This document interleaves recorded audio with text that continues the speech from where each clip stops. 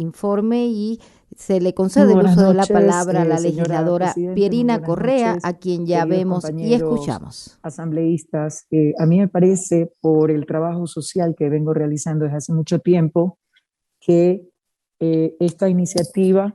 más allá de que si es perfecta o imperfecta, es digna de aplauso. A mí también me consta en los diferentes rincones a lo largo y ancho del país que he recorrido no solo en campaña, sino dentro de mi trabajo normal, el hambre y las condiciones muy precarias por las que pasan mil y un niños, jóvenes, adolescentes, adultos mayores y realmente gente de todas las edades. Exacerbado por el tema del COVID y por la crisis profunda social, política, económica por la que pasa nuestro país, que ha generado pues pérdidas enormes que se cuentan por decenas de miles de puestos de trabajo, reduciendo aún más la capacidad de los ciudadanos de poder acceder a un ingreso para poder alimentar adecuadamente a sus familias. He escuchado atentamente las diferentes intervenciones y yo creo que sí, lo ideal sería poder garantizar la soberanía alimentaria de toda nuestra población. Primero, la caridad empieza por casa, desde el interior, y luego pensar en exportación y comercialización al exterior de nuestro país. Por lo tanto, desde ese punto de vista, también las acciones para promover la reactivación productiva, el trabajo y la producción adecuada, con todas las condiciones que esto implica en el campo, que es de donde surgen los alimentos, más allá de su estado de procesamiento o no, es lo que debería de llevarnos a ponerle atención y hacer el seguimiento de las políticas públicas, de la gestión del gobierno, de sus ofrecimientos de campaña, entre otros. Y estoy de acuerdo en que, así como otras leyes se han sistematizado y se han unido para generar códigos, esta ley, que es muy válida y ya la voy a comentar, podría ser parte no de una ley de soberanía alimentaria, sino tal vez de un código orgánico de soberanía alimentaria, donde se incluyan diferentes aspectos vinculados a justamente garantizar esa seguridad y esa soberanía alimentaria de toda la población del Ecuador como una obligatoriedad del Estado ecuatoriano señalado claramente en la Constitución en cuanto a garantizar el cumplimiento real y pleno de los derechos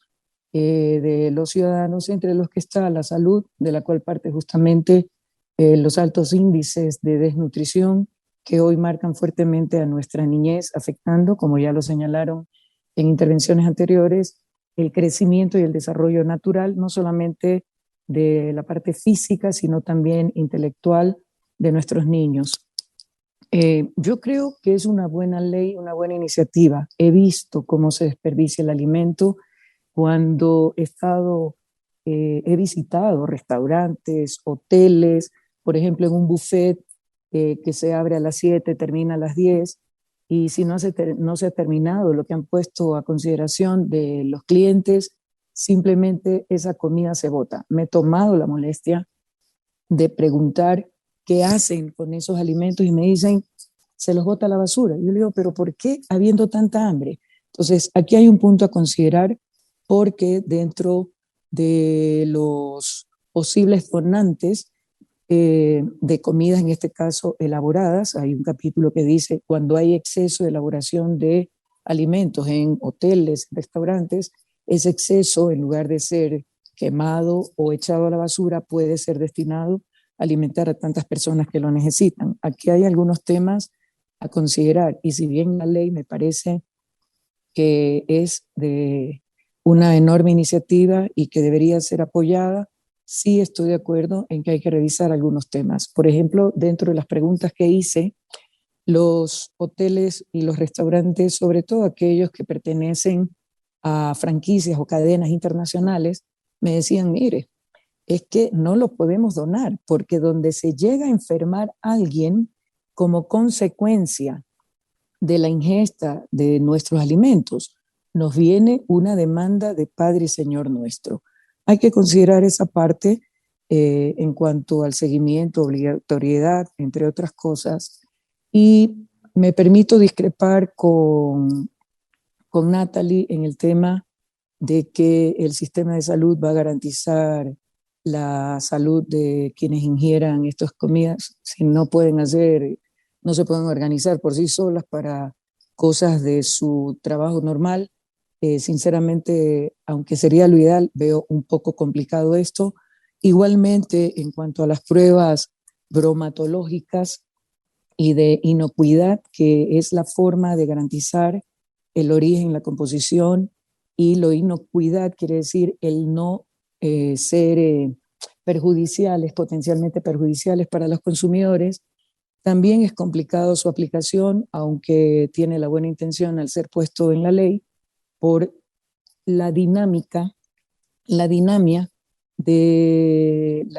el retiro de los alimentos de las perchas, peor si son alimentos preparados, la rapidez, la velocidad, los tiempos que se requieren para poder ser llevados a los consumidores finales, entre otras cosas, hacen muy difícil ese tipo de control. Sí me preocupa los temas de recolección, almacenamiento, logística, distribución y entrega, porque implica costos y habría que ver si es que dentro de la responsabilidad social de las empresas o dentro de las organizaciones no gubernamentales que se registren, como los bancos de alimentos, entre otros, para dar este servicio, puedan afrontarlo, sobre todo si son sin fines de lucro y no necesariamente manejan presupuestos elevados. También me preocupa el tema de que tienen que hacer un contrato, una especie de contrato o convenio, aquellas instituciones u organizaciones que quieran ser beneficiarias de estas donaciones, porque eso implicaría una, hasta cierto punto, discriminación, porque solo se podría encaminar hacia instituciones u organizaciones, asociaciones como tales. Pero hoy vemos, con un simple recorrido por las calles, tanto de zona urbana como de zona rural o urbano marginal, que la necesidad está en cada esquina, en cada vereda, en cada barrio. Entonces, ¿cómo atender, por ejemplo, y también en otro artículo se señala a los migrantes, cómo atender a esas personas que no tienen un techo, que no son parte de una organización, que viven o duermen debajo de un puente o en la vereda? ¿Cómo atenderlos? Aquí mi sugerencia sería de repente, desde el Ministerio de Inclusión Económica y Social, generar, por ejemplo, lugares que sean como comedores populares, a donde estas personas que no tienen hogar, que no son parte de una institución como tal, una iglesia, una asociación, sepan que en esos lugares, a través de una campaña comunicacional, que en esos lugares pueden acudir a alimentarse, desayuno, almuerzo, merienda, o en el momento que consideren. El otro tema en cuanto a los retiros de las perchas, existen alimentos que no pueden esperar 7 días. Por ejemplo, hay bebidas que tienen que ser ingeridas en un tiempo muy corto o muchos alimentos perecibles. Entonces, yo sé que en una ley no se puede hilar tan fino para cubrir absolutamente todos los puntos, pero por eso digo, aplaudo la iniciativa, me sumo a la iniciativa, pero mi idea en este momento es dar insumos también para analizar y ver de qué manera se puede mejorar ese tipo de temas. A mí me tocó en algún tiempo, yo pedía las donaciones, y soy parte y fundadora de Fundación Abriendo Caminos, pedía las donaciones de los huertos orgánicos que tenía la prefectura del Guayas y con ello llevaba al Hogar Clemencia para adultos mayores abandonados